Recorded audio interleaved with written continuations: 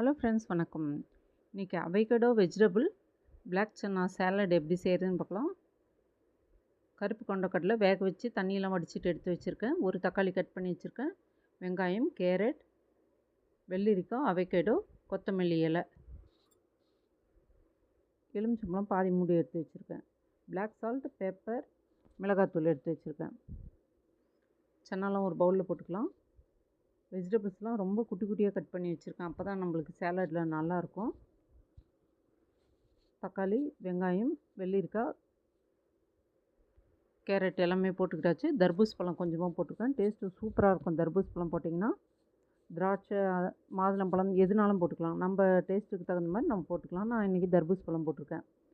இதுலேயே கொஞ்சம் black salt போட்டுக்கலாம், பெப்பர் போட்டுக்கலாம், மிளகாத்தூள் போட்டுக்கிறேன். நான் தனி மிளகாத்தூள் போட்டுக்கிறேன். உங்களுக்கு சாட் மசாலா எதாவது பிடிக்குன்னா போட்டுக்கலாம். நான் அதெல்லாம் எதுவுமே போட கிடையாது. ரொம்ப சிம்பிளாக வீட்டில் இருக்கிறதுலேயே நல்லா ஹெல்த்தியாக செஞ்சாச்சு. எலுமிச்சம்பழம் கொட்டாதுன்னா மட்டும் எடுத்துடலாம், கசப்படிச்சிரும். நல்லா கலக்கி விட்டால் நம்மளுடைய சாலட் ரெடி. இந்த ரெசிபி உங்களுக்கு பிடிச்சிருந்தால் லைக் பண்ணுங்கள், ஷேர் பண்ணுங்கள், சப்ஸ்கிரைப் பண்ணுங்கள்.